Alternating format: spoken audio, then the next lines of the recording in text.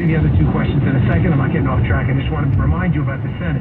Why it is so critical you vote in statewide United States Senate races. A couple folks said to me, oh, if we win the House, it's okay, even if we lose the Senate. Because you have to get a bill passed in both houses of Congress, and it'll basically stop Biden from doing all the terrible stuff he wants to do because it'll die in the House. Fair point, you are not inaccurate. That is correct. Ding, ding, ding. Problem is you haven't considered the other side. The Senate has exclusive control of the confirmation process with regard to nominations.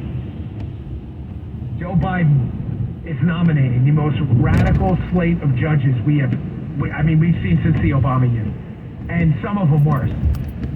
You get 52 senators on the Republican side, that stops. That stops. Stops right there.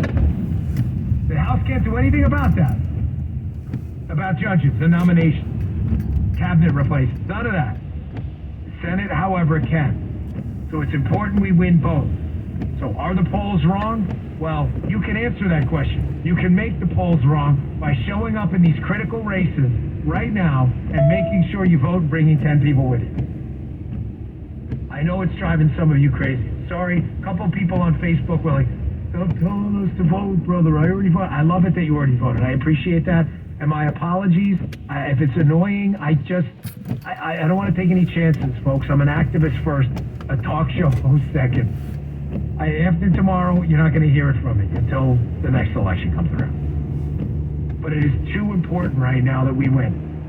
So question number one, are the polls wrong? Yes, I think they are, and you can make them wrong by showing up. Question two, turnout.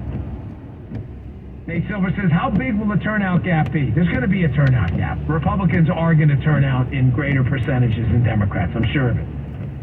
He says this is obviously a cliche, the turnout thing, but if the polls are roughly in the right vicinity, control of the Senate will come down to turnout. If you care about the outcome and haven't voted, you should do so. Oh, I agree. Who's going to show up? Who's going to show up on game day does matter. Folks, they poll registered and likely voters. But the hard reality is registered voters are less likely to show up than likely voters. And likely voters, you know what? Sometimes things happen.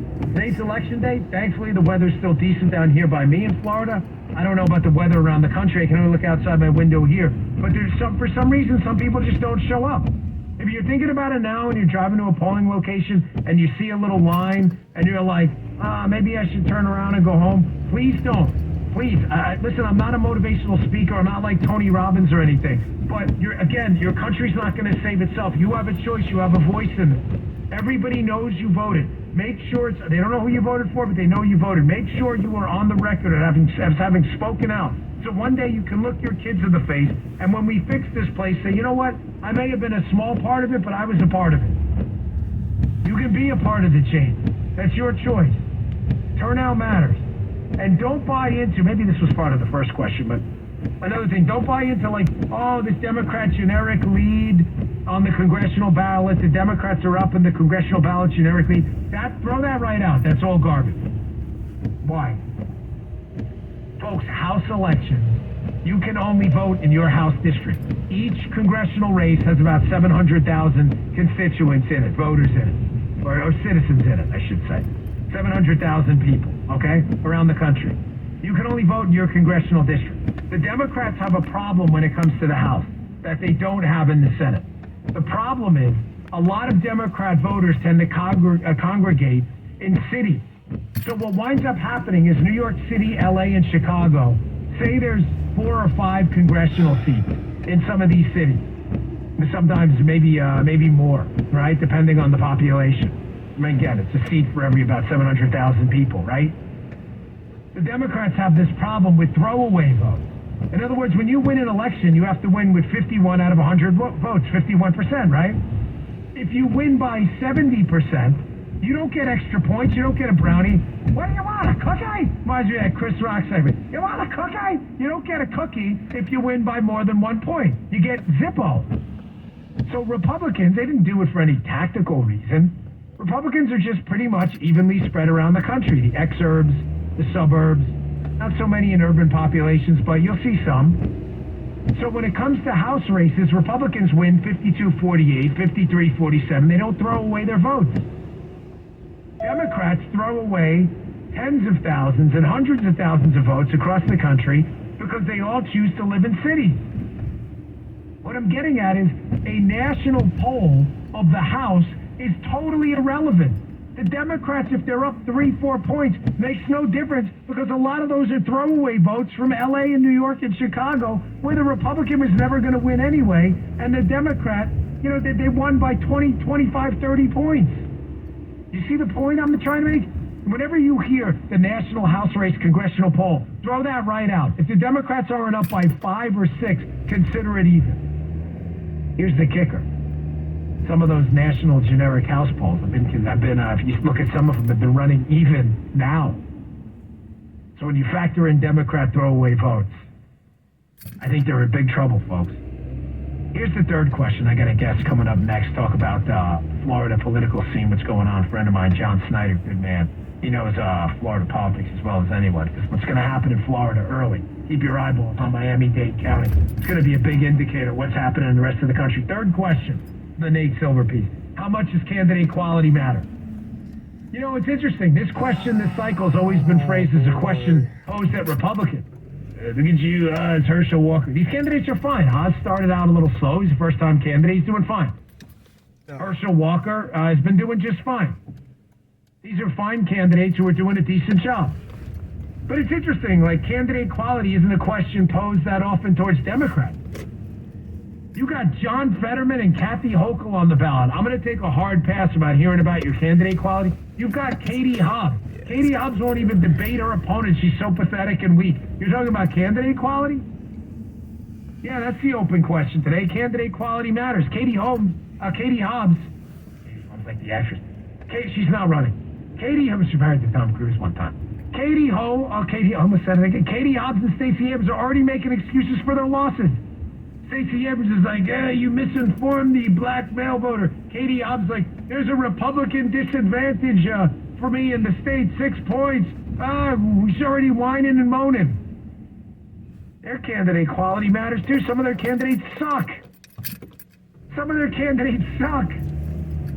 It's time for you to get out. Listen, I don't really care at this point. If you're voting for the GOP or against the Democrats, it doesn't matter to me. What matters to me is that you show up and take your country back. Again, it's not going to save itself. It's your turn to change it today. All right, I got to take a break. I got my friend John Snyder coming up next about the Florida political scene. Super important. We'll be right back.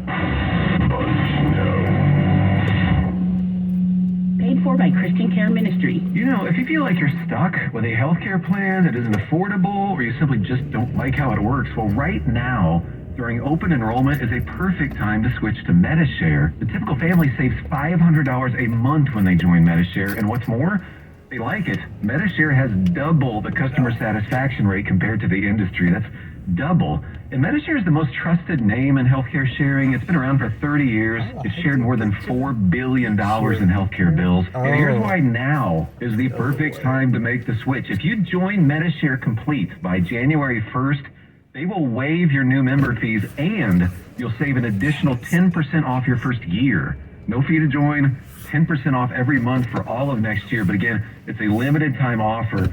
So yeah, you're not stuck. You've got a great option. Call now, 844-94-BIBLE. That's 844-94-BIBLE. 844-94-BIBLE. Listening to the Dan Bongino Show on the Bay Area's home for conservative talk on your radio and smart speaker at 560 KSFO. A global pandemic, social unrest, and wild market swings. Welcome to the new normal. For investors looking for financial stability, it's a challenge. But now there's Reliant Capital. Reliant could give you high returns with no market risk of any kind, 10 to 12%. And it's eligible for an IRA or 401k rollover. Call 800-788-1000 and you could get the kind of returns Warren Buffett's been earning for years. Invest in something you can rely on. Call 800-788-1000 for your free brochure. What's an investor to do these days? With a worldwide pandemic and economically turbulent times, you wonder, where can I find a reliable investment? Answer, Reliant Capital. Reliant could give you high returns with no market risk of any kind, 10 to 12%, and it's eligible for an IRA or 401k rollover. Call 800-788-1000 and you could get the kind of returns Warren Buffett's been earning for years. Protect what you've worked for and call 800-788-1000 for your free brochure.